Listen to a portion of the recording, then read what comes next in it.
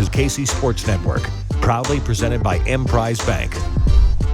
Hello and welcome into another edition of 3 Ma. I am John Kurtz, joined by Derek Young from K-State Online, Cole Manbeck, former beat writer for the Manhattan Mercury. Today we preview K-State and Baylor, the matchup that everybody has had circled on their calendars the entire season, particularly now. We are locked in, ready, and focused for Baylor. So focused, in fact, that I'm going to lead the show by telling you about a great watch party for next weekend when K-State takes on Kansas at Kingdom Bar and Grill. It is going to be, obviously, Saturday, November 18th for the game. We still don't know the kick time, but Kingdom Bar and Grill is in Overland Park, Kansas. It's a cool place. I remember we watched the draft there a couple of years ago. DY and I, at least. Cole, were you there too for that one? No, I had to find out in a photo that was tweeted out by the bar recently, actually, from that event. I saw the back of you and DY's head, and I was not invited. So that felt great. Okay. Well, I watched the Chiefs draft Trent McDuffie there, who had a pretty good play. Good play. Last Sunday. Yeah. And George Karlaftis, actually, both of them good players. Yeah. So it was a good time. Make sure you head over there next Saturday. If you're not going to be actually at the game, which I do not have the stones to actually be at the game. So, November 18th, next Saturday, K-State KU, Kingdom Bar and Grill watch party. Make sure and head over there. They'll have some food and drink specials, and K-State KU fans obviously will be there. It'll be a cool environment. Whoa, John, you're not going to the game with me? Cole, you have said like 4 times you're not going either. Do I need to tell everybody what you were texting last night in our group? Shut up. Yeah, no, I'm doing reverse roles here. So, all right, it's role reversal. You don't need to talk about it. I'm going to the game. So I don't believe that. Somebody gave me one of those recliner seats in the end zone, so it's premium seating. I think that was the last new renovated stadium piece, right? Like instead of a stadium, they got inflatable chairs in the end zone. Yes. So you think I'm going to turn down that opportunity? All right. I think I even have my own bathroom or something. So, well, you got your own personal porta potty right behind the seat. No, I am going to go, I think. And Vanessa told you, as you heard, John, when you were at the house, Vanessa told you I absolutely cannot go to the game because she thinks it's going to lead to like some sort of fight. And I don't know why she thinks that. I'm a very level-headed, even-keeled fan, but she said no, which actually only made me want to go worse because I told her, I was like, you don't tell me no. You don't tell me on what games I go to. So now I'm going. Boy, yeah, 1953 Cole, his wife doesn't tell him what to do. Take it to that direction. It's more of a game type thing. That's what it sounded like from me. All right. That's not the way I intended for it to sound like. I'll just say that. I'm very stubborn when it comes to my sporting events. Let me just say this. I was there. Vanessa and I were talking about it. I agreed with Vanessa. I said there's no way in hell I'm going to that game after the experience that we had in Columbia this year. I'm not doing it. And I don't think Cole should go either. So I tried to put my foot down as well. I agree with your wife's thinking there on that one. You will not catch me in Lawrence. I've had many offers. Yeah, nice Kansas fan. Shout out to Alan on my YouTube channel. Nice Kansas fan keeps trying to get me to go to the Wheel to hang out with him and his buddies before the game. I just don't think I can do it, Alan. I don't think I can do it. I can't take that chance. So Alan, I'll come hang out with you, man. There you go. Yeah, Cole will hang out with you. In all seriousness, Alan, do you have recliner seats in the end zone? Because if you do, I definitely will go sit with you. He might. He's very generous. Really? This guy. Okay. All right. November 18th, kick time TBD. Go check out at Kingdom Bar and Grill, the watch party. But if you are not, if you're going to be going to the game, if you're going to be chilling at home, make sure that you get stocked up on your 360 vodka or your Ben Holiday bottled in bond bourbon. Our friends at Holiday Distillery bring that to you. Quite obviously, they're great K-State folks who support us on the pod, so make sure you're supporting them as well. That goes for, by the way, the game this weekend against Baylor. You need to get stocked up for that if you're going to be out tailgating at Bill Snyder Family Stadium. 360 vodka, Ben Holiday, bottled in bond bourbon. I talked to somebody this week, another satisfied Ben Holiday bottled in bond bourbon customer. So rave reviews all the way around. All right, we just spent, 10 minutes talking about Kansas to start the show, showing a lot of respect for Baylor, just as I did when I did not send an outline last night. I didn't actually finish it. I kind of fell asleep, trying to do it late last night. And, as I was driving back from the gym this morning, just threw some stuff together on my phone. So we're very focused for Baylor. We're very, very focused for Baylor this week. I know how focused are you feeling, DY? Because clearly Cole and I are. Well, I didn't make it to the Tuesday media session as I always do. That's more so because I'm traveling back from Las Vegas, but it's everyone's a little off this week. You know what? Look, Cole and I are just podcast jabronis. You are a big J journo, okay? People take you seriously. This is upsetting, Derek. This is the Baylor is going to win. Baylor is going to win because you're out. You're not going to work. Flip that. I'm sorry I covered a basketball game as well, in Las Vegas. Yeah. I don't think I deserve to be lumped into the overlooking Baylor crowd because you guys gave me so much crap last night about not doing any Baylor prep. I did not want to overlook any opponent on the schedule, and I did not take DY's advice of just simply summarizing it that they suck. So I instead went into the numbers and I did a deep dive. So folks, don't think I'm mailing it in. You're going to get your thorough offense-defense preview on this pod in a little bit. And DY was correct. In summary, they do suck. They do indeed suck. I wonder how many people are going to turn this off after the first 5 minutes saying, oh my God, everyone's looking ahead of us. When we go off the rails like this, good things usually happen. All right. I feel like we're increasing the ratings with the start of the show. I'm pretty sure. So that next week, I'm going to go completely off the rails. Now, guys, I'm going to be traveling for business purposes. So we'll have to be a little flexible around my schedule. Apologies for not letting you know yet, but I would hate to miss the KU pregame pod. So make sure you accommodate. What? You're just breaking that to us live on the air? Like that's... I have only known for 2 months. So I'm sorry. We'll text offline about it. Please accommodate my scheduling, though. Thank you. I'll be back Thursday night, and then I'll rest up Friday and gear up. We got Providence that Friday and the Maha Mar tournament, and then I'll be heading to Lawrence for a night kick, I assume, 2:30 kick, night kick, and be excited to be there with our in-state brothers. How are you gonna handle it if you're having to walk out of there after a loss? How are you gonna handle that? Well, I was in a pretty dark state after the Texas game, and I thought about walking into the woods and just hoping like there was some random cougar or bobcat that maybe would maybe maul me.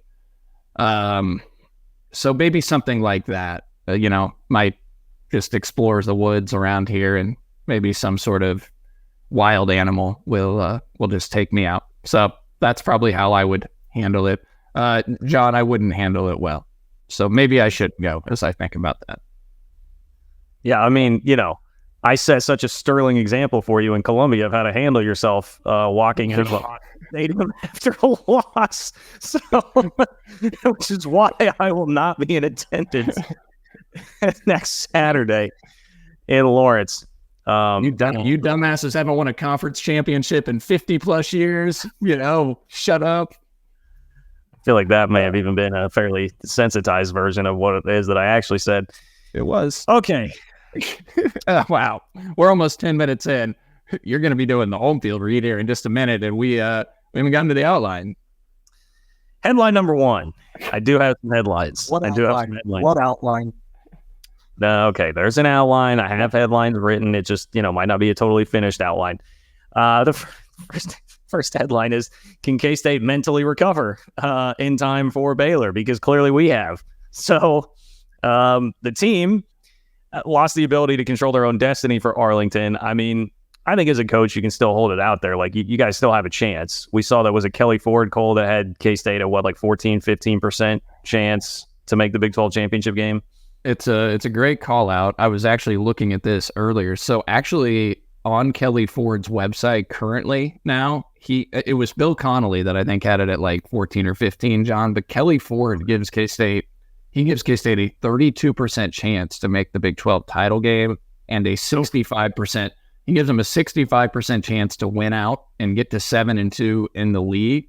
He has Texas as a 75% chance to make the league title, Oklahoma State at 49%, Oklahoma at 33%, and K-State at 32%. So really, K-State and OU are right there as third, basically even. The next closest is interesting to me. It's West Virginia at 3%. He doesn't give KU better odds. I mean, KU's like a 1% chance, which is interesting to me, although I don't know, like all the tiebreaker scenarios, it's a weird formula with the not everybody playing everybody head to head without that round robin this year. So the tiebreaker formulas are a little strange, but a 32% chance, guys. I mean, look, this league can be pretty wild. I would not be surprised if Oklahoma State goes to UCF and loses this weekend. Like OU, I wouldn't be surprised if they lose in Norman to West Virginia the way that they've been playing. So there's a lot of things that could still happen. Heck, Texas at TCU this weekend. TCU's not good, but Texas, if they play Malik Murphy again, will he throw him? I don't know. Like you just got to focus on winning out and see if it takes care of itself like it did last year. Well, Texas also still has to go to Ames, and that's a night kick. So night kick at Ames, I would say it never fails, but I literally watched it fail last week. And last year for that matter, with K-State. So maybe losing a little bit of its luster, but that still will not be easy. That's a spot that Texas historically would struggle in. I digress. You did lose your ability to control your own destiny. And you are coming home at least to a place where you've been dominant. K-State's been really dominant at home. This is maybe the best team to be getting in this spot, but that was a gut-wrenching loss. I mean, we all understand how tough that was. You had Ben Sinnott popping off in the locker room. Emotions were high.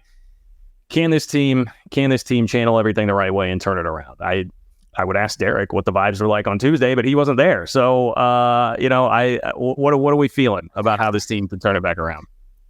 Thanks. I did read what was said, so I didn't hear zero about it. I will say this. There was one quote from Chris Kleiman that doesn't alarm me, but perked my ears up a little bit to still hear it on Tuesday, that the guys are really hurting. He said that again.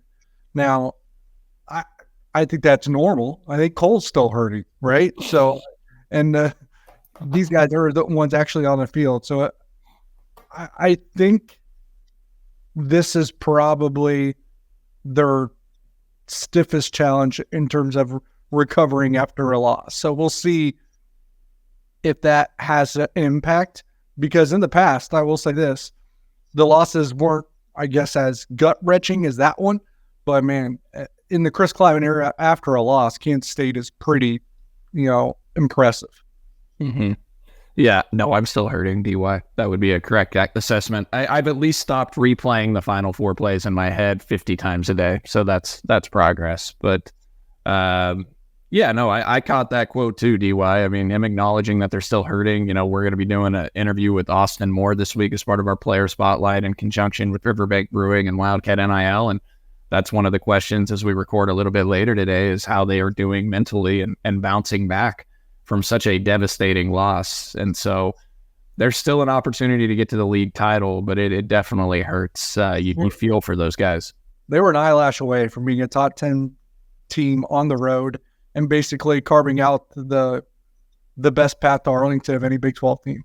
And arguably the best matchup you could ever ask for. And that's not a knock on Oklahoma State. You already lost that game once, but I think you love the chance at a revenge spot against an Oklahoma State team there that I think you actually may be better than. So that would have been a huge opportunity. Still could happen. We'll see how it plays out. But yeah, no, I think they'll be fine. I think they'll bounce back. Like you said earlier this week, John, if it was an Iowa State, it'd be a tougher situation. But I think K-State will win this game. They'll get the positive vibes back, and then it's the Sunflower Showdown. I don't know, like maybe the most anticipated Sunflower Showdown, and who knows when. I don't know the last time. Was it 1994?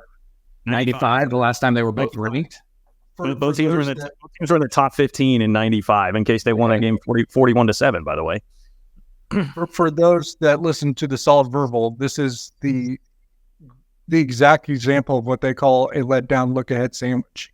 You just had a monster defeat ripped out of your hands against Texas, and you could look ahead to KU. I don't know that they will, but this is one of those instances where they see teams underperform in this case. But as we said, Kansas State plays really well in the Chris Kleiman era after a loss.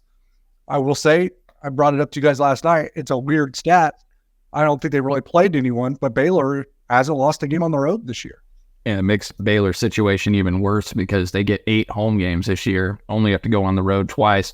Their 2 league wins are 1 point at UCF and a 3-point win against Cincinnati. So the 2 worst teams in the league are their 2 wins, and they won it by a combined 4 points, and they were both on the road, to your point, and it took a miracle comeback, as we all know, against UCF. So Baylor has really, really struggled since that Utah game when they almost had it. Of course, they lost to Texas State by 11 in the season opener. So it's been a strange season for Dave Aranda, who is now 3-10 since they won at OU last year in Norman, and then K-State went in there and beat them 31-3 the following week. They lost their last 4 games. They're 3-6 now this year. He is 3-10 over his last 13 games since that moment. The star has really stopped shining on Dave Aranda, and now, I think he could be on the hot seat to get fired. It's crazy. I'm going to go back just a little bit to the discussion about the Big 12 championship game real quick, because I didn't get this in at the time. Cole, would you rather play Oklahoma State or Oklahoma? If you get the chance to go back to the Big 12 championship game, I think I'd rather play. I don't think Oklahoma's very good, man. I'd rather play. Yeah. No, I agree. I'd rather play Oklahoma because, first of all, how sweet would it have been to knock out OU and Texas in the same year and once again beat OU four out of the last 5 years and send them out that way? The second thing is, I agree with you. I've said for weeks, and I think people thought I was taking a shot at KU's win when KU won that game. You guys know, I didn't think Oklahoma was that legit. Like, they nearly lost to UCF in Norman. They were up 7 on Cincinnati in the 4th quarter in an ugly game. Like, OU outside of the Texas game has done nothing for me like that. And that was a rivalry game where weird things happen in a rivalry game, and they played well in that. But I think if you look at the game-to-game trends, it's why I wouldn't be surprised if Oklahoma lost to West Virginia at home. I think they have issues, and I would rather play OU because I don't have issues with Oklahoma State fans either. Like, I'd rather just from a excitement buzz and the brand of OU, I'd rather play them because there's more hatred there. And I also just don't think there's a difference between them and OSU. OSU just beat them. So, I think there is a difference, and I think that Oklahoma State is a better team. Yeah, At one time, I would have said I'd rather play Oklahoma State because Oklahoma's better at quarterback, but I don't know how much I really believe that. I mean, I think Dylan Gabriel's turned out to be pretty mid. Now that is something I've been saying the entire year, his entire career since he got to OU. He does not have an elite arm, and their playmakers are down. Like, they don't have the skill talent that they had under Lincoln Riley for sure. And now that defense is like struggling. Stutzman's been hurt. Jaron Kanik was getting benched. They're struggling a bit. Okay, I'm wearing my my home field apparel today. Anybody else? Nobody else? Nobody with home field? I got another new home field shirt on. Okay, we're 3 for 3 today with home field apparel. Cole's got another variation of Sailor Willie, and DY is repping Kent State. He's got the golden flashes on today, repping the Ohio boy, getting Kent State in there. So very good. See what's Kent State's record this year? One win, I think. They totally tanked because they lost Sean Lewis, right? So yeah, and Jared Lewis is a backup quarterback there, I believe. Kai Thomas, a running back. What a downhill! Yeah, Kai Thomas is there. Yeah, because the Minnesota running back coaches got hired as their head coach. Boy, man, all right, Kai Thomas and Jaron Lewis backfield, old friend alert, big time. They are 1-8, but they're 1 win. They won by 28 over Central Connecticut State University. So, congrats on that one. Good job, Kent State. All right, cool. We don't need to be dunking on Kent State. Okay, let's cut them. I could. So in Ohio, they get like nicknames for a lot of the universities. So Kent State is can't read, can't write, Kent State. Great. Now we just lost all our Kent State listeners. Kent State. I just never had a ton of respect for my Kent State. Like, they're one of my least favorite MACtion teams. All right, and so I don't like Buffalo either. Just I want to put that out there. I don't like Buffalo. It's a good thing we have our Ontario listeners. Although if you're going to slam Buffalo, I don't know where Ontario is in relation to Buffalo, but it seems close. That might be screwing that up too. Wow, where to stereotype just because it's like, close to the Canadian border. Canada's a pretty darn big country. I think it's Toronto that's closer, isn't it? I don't know, man. DY, can you pull up a map? Thanks. I'm sure home field is thrilled with this read. Go to homefieldapparel.com. Use promo code 3MON23 to get 15% off your first order. If you want to rep Kent State, if you want to rep K-State, if you want to rep Kennesaw State, I think you can probably find any version of K-State that you want at homefieldapparel.com. They've got all sorts of great K-State gear, like what Cole and I are both wearing right now. I've got the little Sailor Willie head pullover, like quarter zip, that is pretty nice too. So there's all sorts of stuff that you can find on there. Lots of K-State gear. Make sure you get to homefieldapparel.com and use promo code 3MON23 in order to do that. Your next two headlines are coming up next. Thanks for listening to KC Sports Network. Make sure you download our new app. Find it on the App Store or Google Play. Just search KC Sports Network. Thanks to Nick for pointing out that Toronto is in Ontario. So take that, Cole. Damn it. Is Ontario a province? Nick, is Ontario a province? Okay, so that's a province and Toronto's a city in Ontario. Man, what an idiot I am. I am so sorry. We have offended Canada. We've offended Buffalo and Kent State. Man, that's rough. I'm sorry. In Baylor, yeah. Yeah, by saying they sucked. Yeah, that's darn it. Who knows what's coming next? Who knows who's in the firing line next? All right, headline number 2 for me is, does this, we talked about this a little bit the other day, but does the passing game really have new life? And is this a caveat to this question, DY, would be, is this even a game where we will find out? Like, could this be another Houston where they can just run the ball and throw some swing passes to DJ Giddens and call it good? Well, I don't know, to be honest, on the passing game, if that was a fluke or if that's here to stay. If you kind of look at, the numbers throughout the year, it looks more fluky than anything, but it could be the light bulb really coming on. And the passing game hasn't been like absolutely like Iowa-like or anything like that. So I wouldn't like completely eviscerate it what it's been. In times it hasn't been good enough, but you're still comfortably over 200 yards for almost every game of the year. You just threw for almost 400 against Texas. You had to throw it a lot because you couldn't run it. The only reason why I do have some pause is I was actually surprised that they ran it or that they threw it so well without the threat of a running game. And the first, I think, I want to say 10 pass plays weren't ideal. So they kind of flipped the switch even in the passing game as well, because nothing was really working well early against Texas. But to your point, especially with the KU game the following week, I wonder if you see a little bit of a covered offensive approach, especially where you could probably get by with running the ball an excessive amount against Baylor. Yeah, Will Howard now over his last 3 games is 51 of 74 passing. I think someone do the math for me there. That's a pretty darn good completion percentage. And you look at the touchdown to interceptions, it's 9 touchdowns to 1 pick, and we all know that pick shouldn't have happened. It wasn't a bad throw. So 51 of 74. Yeah. 69%. Nice. So, 69% completion percentage, 9 touchdowns to 1 interception over the last 3 games. And that interception shouldn't have occurred. That wasn't his fault. The number should be even better from a yardage perspective, yards per attempt. I'm running the quick math. He's probably around like 600 yards on 74 attempts. So probably close to 8 yards per pass attempt.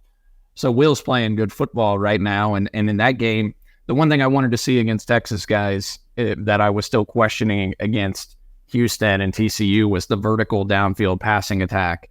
And we saw them go more downfield in that game. Over the last 11 drives against Texas, they have 11 completions of 15 yards or more.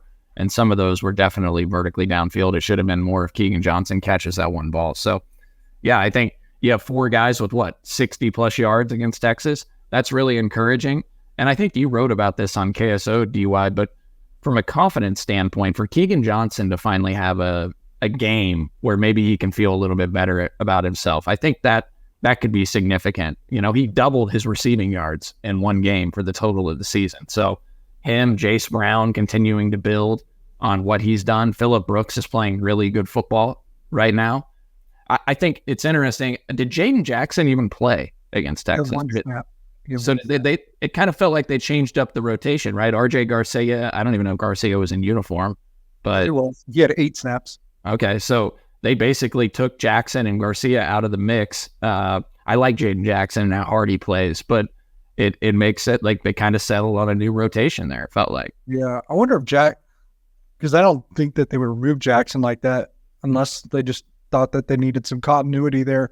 So I wonder if he was like banged up or anything. Garcia's snap counts have been in the single digits for a few games at that point. The only thing I will say is like look, the Will Howard second half Will Howard was a lot like last year Will Howard. I think Kurtz said that on Monday's show. But in general, I will say he's played a lot better since the Texas Tech game. Yeah, no, I mean he has, but it was more like game manager stuff for 2 weeks against TCU and Houston because you didn't need a whole lot more. And then when they absolutely really needed it, backs big time against the wall against Texas, he came up with some big throws down the field. So definitely have to give him credit for that. Did have to ask D-Y, when you say covering things up, keeping stuff under wraps for Kansas, does that mean keeping the old trickeration Avery Johnson throws a pass play under wraps for Kansas? Just keeping that one tucked away until you get to KU? I'll be curious how they handle the rotation after Will Howard really had that great second half and really took the bull by the horns and nearly won the game for Kansas State. That in the defense, do we even see a rotation of some kind? I think that is an interesting item to follow because what I would say is you might as well play him now. He's already burned his red shirt, but I don't know if it's a certainty that they want to take Will Howard off the field at this point. It's a good thought because look, this could be a game if it plays out the way everybody. Well, I don't know how it's going to play out because that's a mindset type game. But you look at Kelly 40, SK State is a 25.5 point favorite, so 25 plus point favorite, 96% chance to win. Vegas, SK State 20.5, 21 point favorites. It started out at like 17.5, and the line just went through the roof immediately in betting K-State and jumped to almost 21. K-State. This could be Will Howard at quarterback for 2.5 quarters, and then Avery Johnson gets a quarter and a half of snaps where K-State's up comfortably, and they get not only Avery Johnson, but a bunch of those other guys that Chris Kleiman talked about this week at the press conference. Because I missed this, and not to get us off topic here, I didn't realize the postseason doesn't count toward the red shirt now. So, so I've forgotten that. So they're now at a point where they have some guys that can play the last 3 games and not worry about losing a red shirt. So this could be another opportunity where they get some other guys some meaningful snaps and build more depth toward the future and the stretch run this year. But on the Avery Johnson front, John, I would not be surprised if it's, Will Howard for the first 2.5 quarters. And if they're up comfortably, they flip it over to Avery and get him snaps. Well, I certainly don't think you'll see flipping it to him for a series, right? Like I would imagine that's probably done for this game. Like maybe there's some situational if they want to go back to something more like Mizzou where they have some down and distance that they really like when it was second and long in Mizzou. That would be my guess. I don't know that, but that would be my guess on that. And I hate to say, I can't imagine him when the outcome is still undecided. I can't imagine Avery Johnson being out on the field throwing a pass. I doubt that you're going to see that on Saturday. Okay. God, my headlines. Why did I do this?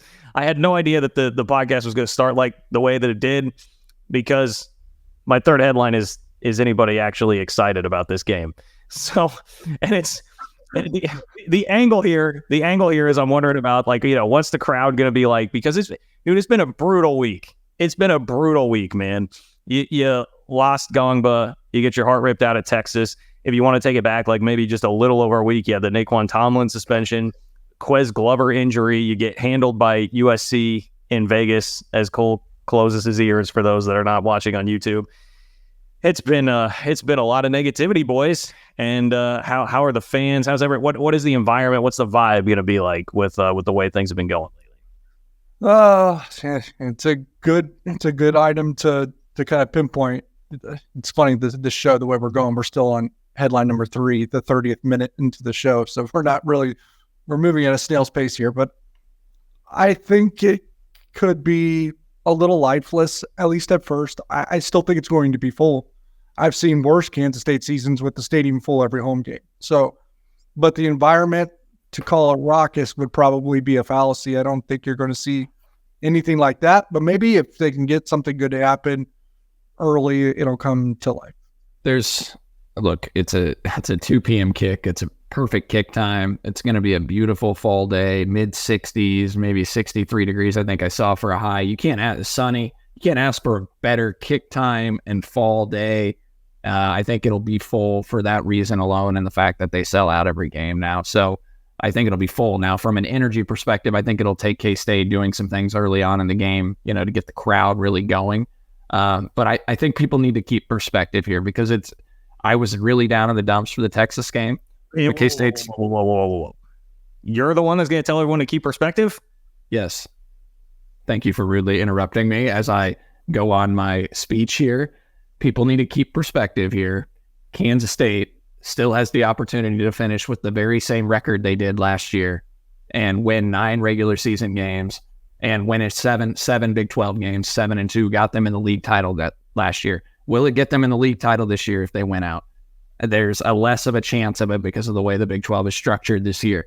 But there is still an opportunity. And even if they don't get to the league title, but they go 9-3 and 7-2, I don't think we as a fan base can, say that's a poor season. I think 9-10 wins is a good season. If you can get there, you win your bowl game and get to 10 wins, which they had last year. And again, I'm not a big proponent of bowl games, and I don't take a ton from those, but I think there's an importance to keeping perspective there, that if you can win out, it's a good season. There's a lot to still play for.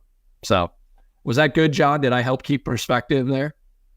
It's pretty solid. I wish you'd follow through in your texts, with the same sort of perspective. But I don't know what you're talking about. I'm being just fine. So everybody tweet Grant postmortem and ask him about that. Baylor also might be is Baylor the other question I have with this? Are they the least exciting team to be playing in the league right now? Because my thought was at least you've already played UCF. At least if it were Cincinnati, there's a little bit of novelty to it. But it's you played Baylor and they're bad. No, they're all the same to me. Back to the perspective thing. I'm just going to help with your argument here a little bit. Kansas State's only won 10 or more games in consecutive seasons 2 times this century. Yeah. Okay. Yeah. 02-03 and then 11-12. Did they not win 10 in 2000? They won 10 in 2000, but they didn't win 10 in 2001. Oh, you meant back-to-back. Okay, I'm sorry. Yeah. Back-to-back. Oh, I see what you're saying. Okay, I was trying to do the math on that too. I was because that was right in that Snyder won 11 games 6 or 7 years from 97 to 03. So yeah. But in this century, Kansas State back-to-back seasons with 10 or more wins, so it happened twice. Yeah. Okay. Good perspective, everybody. Look, I feel like that was pretty good. That was good podcasting. Good work from everybody all the way around. I do have to throw in this shout out before we transition here. One, Cole is going to be interviewing Austin Moore, so be sure to pay attention to your feed for the Austin Moore interview coming up. Shout out to Riverbank Brewing Company for all their help with everything, Curry and extra pods that we have coming your way. Okay, Patreon though, Cole, we've got to celebrate the fact that you scooped Jeff Goodman. Right, we need to tell our Patreon folks, patreon.com/3law. Cole scooped Jeff Goodman on some things. So if you want that sort of insight, info, make sure that you sign up at patreon.com/3law. Cole did a separate basketball related pod earlier this week. He had a great interview with Kelly Ford last week, who loves K-State. If you're into the analytics and the numbers, Kelly Ford is great with that. So anything else you want to promo at patreon.com/3law, Cole? I even did a couple little 2-minute video recaps of the USC game, John, from the men's basketball season opener that posted on there. We've had quite a bit of content over the last week over on Patreon, and we hinted around on some of the things that Jeff Goodman said, and on our Discord channel too, so you can interact and engage with us on there. And the whole Patreon community and all of our subscribers and 3law listeners over there. So yeah, we occasionally will post some information that we're getting on there, kind of instant reaction type stuff too. So yeah, be sure to check it out. And you had the guts and courage to do the live post-game show after the Texas game on Saturday, which I bailed you on, but I bailed on you there. But normally we'll both be doing a post-game show live after games. DY unfortunately won't go live from the press conference with us. He's a little busy. Cole, I abide by the Dabo Sweeney life philosophy. If you don't, that's okay, but I'm BYOG, man. Bring your own guts. I'm always bringing the guts. So I had it in me for the post game after Texas. We're doing live post game. We take your questions after every game. So I imagine we'll be doing that Saturday. Cole, are you going to join me on Saturday? I'll be at the game, but we'll figure it out. Okay. Yeah, we'll figure that out. I should be able to figure something out to arrangement or do something. I mean, KSU Foundation hooked us up. Shout out to them. They hooked us up for the Troy game. The kick times have been weird, so we haven't really had to use that again, but we'd love to partner and do that again at some point. So we'll see. I'll talk to some folks, see how we get that set up or where I do that post-game show from, but we'll do something. Are you going, John? I do not think I'm going to go. Wow. Not going to go to KU. Not going to go to this. I tell you what. A lot of life things happening, Cole. We can talk about it off air. All right. I got you. Okay. All right. It's time for a Baylor offense defense. Can I request some more Baylor disrespect here? Can I request like an expedited version? No. Baylor offense defense preview? Absolutely not. We're going in depth, baby, because we're going to respect all opponents on the schedule. So let's start with that Baylor offense. 1.72 points per drive, ranking 98th in the country, 13th in the Big 12, 99th in sack percentage allowed at 7.9%. That's the worst in the Big 12, 74th in pass efficiency offense. This is staggering to me, guys. Baylor is 120th in the country with under 95 yards rushing per game. They're last in the Big 12. They're 121st nationally with 3 yards per carry, also the worst in the Big 12. You think about Dave Aranda, the last 2 years. Last year, they ran for 176 yards per game. In 2021, they ran for 204 yards per game. Aren't you shocked with how much they're struggling running the football? Stunned. No reaction. I try to bring you guys in to engage with me on this so you don't have to sit there and just listen to me talk for 5 minutes. And you don't even react. I will say that's surprising because wasn't Richard Reese an all Big 12 first team pick? Good. That is a great transition, DY. Richard Reese, preseason first team all Big 12 running back. Last year as a freshman, he ran for 972 yards, had 14 touchdowns, nearly 5 yards per carry. And this year, he has 61 yards on the ground, 261 on 57 carries. Only 57 carries, so you're thinking, oh, he must have gotten hurt. He's played in every game. But in the last 4 games, he's only gotten 12 carries for a total of 36 yards. Dominique Richardson, another running back, he transferred in from Oklahoma State, where he really wasn't all that effective running the football for the Cowboys last year. He's their leading rusher with 339 yards on the ground. Do they have a squirrel? Do they still have a squirrel? I didn't see him. They got some other guy named Pendergrass, who's a freshman, 6'2", 220 pounds. They're giving the ball, but I don't think Squirrel Williams. I haven't seen Craig or Squirrel Williams. When I looked at the numbers, I don't know what's going on there. So I'm sorry, John. Baylor's allowing 7.3 tackles for loss per game. That ranks 115th nationally, worst in the league. Are you noticing a trend? Worst in the league a lot, in the hundreds in almost every statistical category that I read out to you. 75th in yards per play at 5.2. Blake Shapen's been solid. He's completing 64% of his passes for more than 1,700 yards, averaging 7.8 yards per pass, 8 touchdowns, just 2 interceptions. But they've really struggled early in the year when Sawyer Robertson had to step in at QB when Shapen got hurt, and Robertson completed less than 50% of his passes, had just 1 touchdown and 4 interceptions. So it's a Baylor offense that's really struggled. They got a couple playmakers at receiver. I mean, both their starting receivers that lead the team average over 16 yards a catch. So you can't let Monterey Baldwin or Keytron Jackson, a transfer from Arkansas, who's 6'3", get behind you. And then Drake Dabney, a good tight end, 6'5", 250-pound senior that has 23 receptions for 347 yards and 15 yards a catch. I'm still okay. I'll transition to the Baylor defense then. No, I'm still stunned about the Baylor rushing stat. Like, it literally left me speechless. I'm shocked that they can't run the ball, so I have been speechless this entire time. So okay, yeah. And Baylor is 98th nationally in. That's a miss there. Never mind. Just ignore me. They're 75th, 77th in third down offense at 38%. K-State's 4th in the country. Will you stay focused and respect the opponent, please? Okay. All right, just a few bullet points on the Baylor defense, which is atrocious. And again, it's shocking, it's stunning because Dave Aranda is a defensive mind. And you think about that Baylor defense, the Big 12 champion year when they won the conference title and how good they were. Baylor is allowing 2.81 points per drive. That ranks 119th out of 133 FBS teams nationally. It's 13th in the Big 12. They're 118th in the country, allowing 5 yards per carry. Only UCF is worse in the league. So K-State should be able to run the ball at will on these guys. 193 rushing yards per game allowed, 120th in the nation. 115th in pass efficiency defense, last in the Big 12. 8.3 yards per pass allowed, 117th in the country, last in the Big 12. 6.2 yards per play allowed, ranking 119th in the country, last in the conference. 88th in the country with 5.2 tackles for loss per game. The one thing that they do well, and this is the one thing that has carried over the last 3 years for Dave Aranda, they force 1.8 turnovers per game. That ranks 22nd nationally, second best in the Big 12. Coming into this season, you look from 2019 to the present. Exclude COVID season, weird year, but go from 2019 to date. Coming into this year, Baylor had forced 76 turnovers, and that was the most in the Big 12. K-State was second most forced at 57. So that was a wide margin, and they're forcing turnovers at a high rate again. They're 32nd nationally in turnover margin. There is your Baylor breakdown. If you look at the overall picture, they're 116th in net points per drive, which takes the offensive and defensive points per differential. And you heard all the other things I already said. And Brian Freemau's F+ ratings, he has them as the 75th best team in the country. All right, love it. Baylor.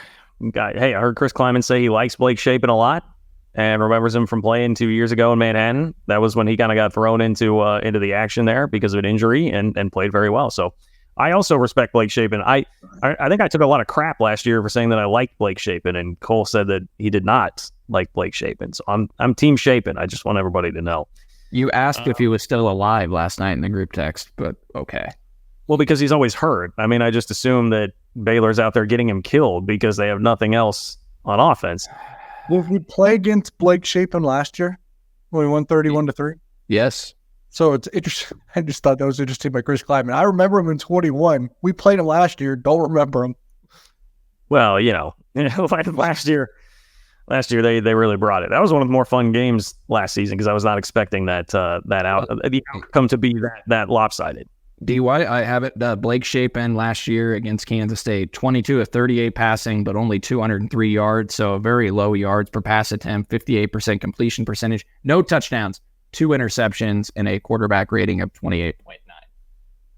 That's probably why I don't remember it. He didn't play very well. He threw a critical interception early in the game when they were in the red zone. Kobe Savage picked it. Then he got hurt later in that game, and that sucked. But then look what Kobe's doing now, bounce back. Quick hitters.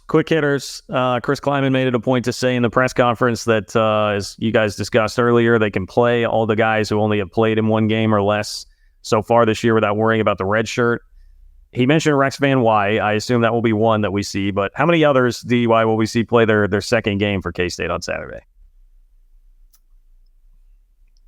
Man, there's just no real obvious ones, especially if the game's not close. You could see Chidi. You could see Rex Van Wy. You could see, trying to think here. Spivey get on the field?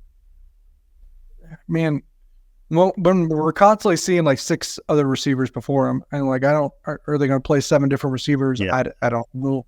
Like I said, if the game's out of reach, then I think you can see guys like Trey Spivey and Chidi Obiaizer. Yeah, I think you could see 4 to 5 guys. Trey Spivey would be one that I would peg. I would peg Rex Van Wy, as you just said. I could see maybe a John Pastore get out there and play some snaps at tackle offensively. Maybe a couple of the other offensive linemen that haven't played a ton of snaps this year maybe get out on the field. So could certainly see that. And then I'm trying to Steiger maybe at safety. I don't know if he has a red shirt available still. I think he might have played just 4 games last year. He played against TCU this year and some snaps down the stretch. Is Fabris still hurt? DY, do you know? It's freshman safety. That's my assumption. I guess I don't necessarily know. Can Nigel Thomas, I could see him get some snaps. Okay, yeah. That's a guy that could maybe play some additional snaps. His last year. Yeah. Well, I guess I didn't do a great job of answering the question and was more so naming guys that haven't played a bunch that could see the field this Saturday and maybe down the stretch here. But yeah. That was putting guys on the spot. Jordan Allen? Jordan Allen, maybe? Cheaty's ahead of him, so well, damn it, I want to see Jordan Allen on that football field. So I would enjoy that too. Last week, K-State had 3 receivers over 70 yards receiving. Not something that happens very often with this team. If I put it at over under 1.5 receivers, not players, but receivers, 1.5 receivers with 70 plus receiving yards, over under. I'll go back to under, just because this is a game where they can probably get away with running it a ton and might be inclined to do so with KU the week ahead. Yeah, I could see that, but I'm going to take the over because I think they can maybe hit some explosives on this Baylor defense. And I think maybe Keegan Johnson, we saw a little bit of a coming out party, and maybe he continues to carry that over. That's what I hope to see. So I'll take the over. I think they'll have 2 guys with 70 or more yards receiving in this game. I'm going to optimistically lean to the over as well. And I would just say, Derek, there could be a line of thinking that the opposite thing for the Kansas piece of this, right? Keep the momentum going, get these guys confident, get the passing game confidence going as you head into Kansas, where maybe you want to see a little bit more of that. And give KU a lot to think about too. They could, instead of being covered up, just throw everything out, Never know. For sure. Higher number, basketball non-con losses or K-State football total losses this year. Right. Obviously, you already have one in the non-con with USC, and K-State's got a pretty salty basketball non-con schedule right now. We don't know when Naquan Tomlin may or may not come back, and you're not going to have Quez Glover for non-conference. Cool. For football, that counts like a bowl game too. Yeah, I would say bowl game. Yeah. So it's a tough one, huh? I'll say non-con's more non-con basketball, because I think that can get to 4 outside shot of 5. You hope not, and I think that's probably more. Football can still go with only 3. So. Push. It's a push. K-State basketball goes 10-3 in the non-con, and K-State football goes 9-3 in the regular season of football, and then wins the bowl game to go 10-3. There you go, 10-3 each. Yeah, I think I'm looking at 4 for the basketball non-con. I feel like that's seems like a safe bet right now. I mean, I know that's not to say I don't believe in the team at all. But Cole, they've got some work to do, man. I mean, I know USC's pretty good. They've got some work to do. Villanova's going to be tough. At least you get that at home. The swing game might be if you can beat Providence or not in that first one in the Bahamas. Yeah, I think you need to win one game in the Bahamas, and if you do that, I like their chances to get to 10-3, because I like the Villanova game being in Bramlage and still being a month away. These guys being able to gel over time, I think will certainly help as they continue to grow and adjust together as a group. And I would encourage everybody not to overreact from the USC game, just because there was nobody even close to as talented on K-State's non-con schedule last year as USC this year. Yeah, I agree, and I think there is probably a better chance that they start to pull it together even quicker at a more rapid pace this year than they would have had they had the same type of non-con that they had last year, because they're gonna, like Tang said the other day at the press conference, they got exposed earlier on, and they're gonna know what they have to work on. More playoff appearances over the next 5 years. Remember, expanded playoff here, 12-team playoff. More playoff appearances over the next 5 years. Mike Gundy or Brent Venables? Mike Gundy. Yeah. Brent Venables. I don't know if I'll be honest, I don't know how long Venables coaches at Oklahoma, because I think they're going to get sick and tired of him, because it's going to get even tougher for him when he goes to the SEC, obviously. And in the SEC, I've said this before, Oklahoma is like Auburn, Ole Miss, or Tennessee in the SEC. Yeah. You're not counting appearances as a defensive coordinator, which is what Brent Venables will be again in 2 years, right, John? You know what? If you want to take it down that road, Cole, we can expand that. If you want to say Venables because he's going to be back at Clemson coordinating Dabo's defense or something. I think that Clemson even if he went back and coordinated that Dabo defense, I don't think that Clemson program's bouncing back to that level. Just be Notre Dame, baby. Have some faith. Oh yeah. I guess with the 12-team playoff, they'll have a shot to get back in to with the talent they get. But yeah, look, I would take Gundy, because Gundy's going to continue to coach at Oklahoma State, and I'm skeptical that Brent Venables will be the coach in a couple of years at Oklahoma. You could add one player from across the country to this K-State roster, who would it be? Oh, I'm thinking to me, this decision comes down to: do you want Marvin Harrison? Yes. Yes. Or Yes. Or do you want? But you could, or would you rather have like Michael Penix, Bo Nix, Jaden Daniels, one of those three? No, Kansas State, what they have a quarterback spot with Marvin Harrison Jr. Yes, all day, every day. Yeah.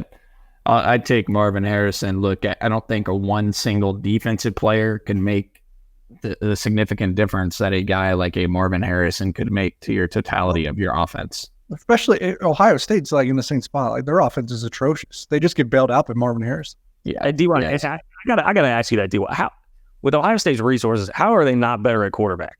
How is that a thing? Well, I will say they went on an unreal run there with quarterback. So at some point you do have that, whatever. It's hard to maintain first round after first round to first round of quarterback. I mean, Georgia hasn't had that, right? Alabama hasn't had that recently. Like that's a tough bar to clear. But when you have Justin Fields, CJ Stroud, and Dwayne Haskins, they went on an unbelievable run at quarterback. That was better than what they were, even like with Jim Tressel and Urban Meyer at Haskins, I guess. I can give you guys a couple honorable mentions. I would include, maybe Luther Burden of Missouri and just his explosiveness. And then maybe I just think the gap between Marvin Harrison and everyone else in receiver is so big. And then, if Brock Bowers is healthy, you pair him with Ben Sinnott, that could be a pretty deadly combo. So, but yeah, anyways. Yeah, but you need a guy. You need a deep threat, man. You need Bowers is crazy, but I would take Marvin. Yeah, I think that's it's a good question. Yeah, well, thank you. I came up with it in the car this morning, so it was put a lot of work into that. Lead pipe block of the week. For once, I've got to take a little humble pie here. I missed big time. That Florida pick was not good. As Arkansas won, it was not very humble either. For once. Yeah, I'm still 5-3. Cole's 3-5. Derek is 1-7 because DUI bet against Kansas, and that does not seem to be working out very well. But actually, lesson learned, DUI, you can't bet on Iowa State, man. You can't count on the clones to. When you need the clones to do something for you, they're never going to come up in that spot. What's DUI's record again? 1-8. He is 1-7. 1-7. Yeah, but he's winning on some of his other actual personal bets. So. Sorry, folks, that his lock of the week is screwing you over, but he's winning other bets. Well, Cole, so he says he's winning his own. I am. Oh, no, he is. I have access to his betting account. I log in for him all the time. So, okay. Glad to hear that. Okay. Anyone want to lead things off this week with the lead pipe block of the week? Yes, I'll go. I'm gonna take UCF +3 at home against Oklahoma State. Letdown spot for the Cowboys. It's been a grind for them. UCF coming off their first Big 12 win, albeit a doozy, a 2-point win over Cincinnati.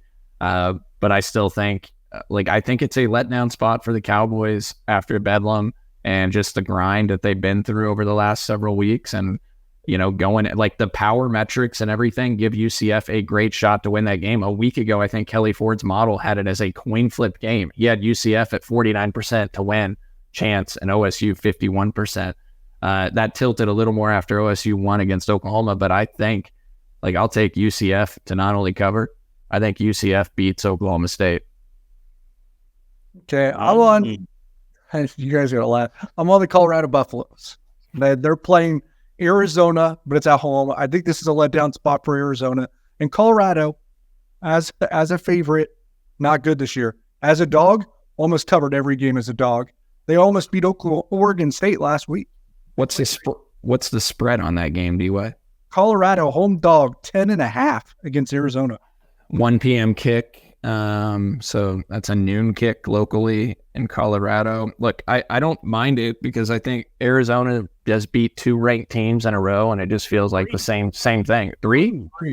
Yeah. 3. So now they're in Boulder. Colorado is really good as a dog. I think Arizona's probably a little bit too high and mighty, maybe overvalued by the books because 10.5 for Arizona on the road to Colorado, who Colorado just played right alongside UCLA and Oregon State.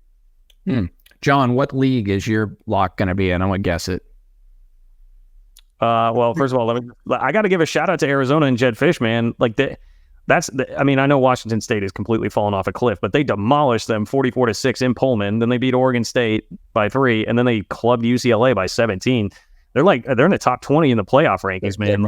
Yeah, we gave them a shot. So remember last week we talked like that's going to be a tricky non-con game next year for K-State because Arizona has some youth that is playing right now. Their quarterback's a freshman, and he looks really good. Yeah, Arizona is strong. Cole, mine's in the Big 12. Take a guess. Kansas. Yeah, he's taking KU because that line, man. But John, that goes against your theory of like weird, strange lines because that seems like easy money. I wouldn't want to take KU when they know Kansas State's the next week. It's just, man, DY, that line, like if I was a KU fan, I would hammer that line. Yes. Like Kelly, the strange thing is Kelly Ford has Texas Tech as only a 2.5-point underdog. So like it's right there with the betting line. But man, I saw that line come out. I'm like, KU has been really good at home. Like Texas Tech, like I don't know. Like what's Texas going to do? Just try to run Taj Brooks the whole game? Because I mean that could potentially work. I don't know. I think part of it, Tech's defense has been okay-ish, and they have Baron Morton back. I don't know. Dude, I mean, I can't. They have been very respectable with Morton, though. The line was, it opened at 2.5. I'm seeing it at 4 now. I would even take it at 4. I mean, that feels like Kansas by 14. I don't understand that at all. KU's pretty well coached. I would have a hard time. They've been dealing with this Jalen Daniels distraction the entire year, and it hasn't fazed them at all. I just have a hard time seeing them being really bothered by anything too much situation. You're not worried about them peeking ahead to K-State the next week? Because I would. Well, I mean, there's some of that. I'm sure there's some of that. And they are coming off of back-to-back really nice wins. But it's just the biggest Sunflower Showdown since '95. They're pretty well coached, man. I think their staff will, like John, I just think that because of their staff, they'll have them locked in, ready to go. Yeah. I have a hard time seeing it. I don't know. By the way, DY, it's looking like it's after Saturday. It's going to be 2 weeks. 2 weeks to vindication for you. 2 weeks to vindication. Sounded like Jalen Daniels not going to play once again after they rolled him out. They did the Jesse Ertz thing. They like rolled him out there to warm up a couple of weeks ago to try and throw everybody off the scent, and then he's just right back to the bench. Hopefully he didn't shred a knee like Jesse Ertz did when he was out there warming up. Not a fan of that one, Cole. Shred a knee just sounds bad. So well, he got further injured when Snyder made him warm up, whatever that was. Yeah, well, but he decoyed the hell out of him. So you'll get Derek Patterson was duped. As I said, they lost that game pretty decidedly, didn't they? All right, prediction. Look, I think it's going to be a bit of a slow start. I would imagine a bit of a sluggish start for K-State, but I think they'll pull away and be fine. I'm taking K-State 31, Baylor 13. Cool. 45-20 K-State. K-State scored over 40 points in every single home game. So, John, you got to have some faith there that they'll get over 40 again, especially against the worst defense, arguably, that K-State will play this year. I say Kansas State 30-16. Wow. You guys both have a lower scoring than what I would expect. 3 field goals from DY there. Man, that's going to be frustrating. Or perhaps 1 field goal and a snap on the extra point that hits the holder in the face. Wow, you got to take it to negative town right now. All right. Yeah, I thought you were going to say like a safety or something, So I was going to ask Austin Moore on the recording, what we do if he thought that play at TCU was a safety. Oh, well. Okay. Well, I look forward to that. Yeah. I'm sure you do. I'm sure you won't listen. I look forward to the Curry interview dropping. I look forward to the Austin Curry interview. The Curry interview did drop, John, and the fact that you didn't listen to it on your drive from the gym already, it was out. Nope, I checked and it was not in my feed, Cole. I checked. I legitimately wanted to listen to it on the way home. It was not in my feed. So you take that. Don't put that evil on me. Horse shit. He's lying. It was out at 6 a.m. DY catch. That's where you got to have a football. You got to have the same football DY to like catch it. Like I said, throw it through the screen. So, yeah. Okay. Thanks, show, guys. Great show. Locked in, positive vibes, lifting the mood elevator. The mood elevator, folks. going to beat the hell out of Baylor and get focused in on the most anticipated Sunflower Showdown in nearly 30 years. 9 wins on the table in the regular season, 7 league wins. Chaos happens in this conference. Kansas State could still get back to Arlington to the Big 12 championship. The opportunity of a 10-win season, and maybe an 11-win season if they get back to Arlington. Everybody have positive vibes. Let's go win and have fun on a beautiful fall day on Saturday. I would just like to say, Cole tried to say we were locked in and then proceeded to talk about everything but the Baylor game for the last minute of the show. So, sorry, Baylor. We apologize to Dave Aranda. I like Blake Shapen. I would just like to reiterate that I appreciate and respect Blake Shapen and quarterback. I did bring their helmet back out. I had it in the cardboard box because it wasn't good enough to be here. So I respect him enough to bring. Stop saying that. And DY, remember when John thought Dave Aranda was like the best coach in the world? And, if you want Dave Aranda, Mason Voth is your guy. Yeah, I saw that. He's got the watch warning out for, or the warning of hot seat or fraud as a coach. Right, he's under an official fraud warning. Yes, that's a fraud warning. It's like a frost warning. Man, I love it. Yeah. So I like the Zen-like qualities of Dave Aranda. I was attracted to that. It appears that a little bit misguided. Ooh, my God. It's RIC in here. Dave Aranda. Hey, Dave, watch out on the sideline. Don't let John Kurtz get too close to the Baylor sideline. But I think John's going. He's going to get seats in the student section in row 1, lined up early with his chest painted. Dave Aranda. So I think I'm surprised Nick hasn't hit end recording just to. I think Cole had some Holiday Distillery. Yeah, I actually did a little too much Ben Holiday bottled in bond bourbon. Maybe 360. Nick has a good point. You're going to Connor Stallions your way onto the Baylor sidelines, man. Oh, now that would actually be fun. That would actually be kind of fun. You never know. You never know. Sell some vacuum cleaners. Yeah. I guess I'll have to get some Baylor home field apparel if I'm going to do that. So home field apparel, you can get whatever gear that you want. 360 vodka, Ben Holiday bottled in bond bourbon, our friends at Holiday Distillery. We appreciate Nick Springer putting up with all this behind the scenes. I can only imagine. Derek Young, Cole Manbeck, I'm John Kurtz. Thanks for listening to 3 Mod. Take care.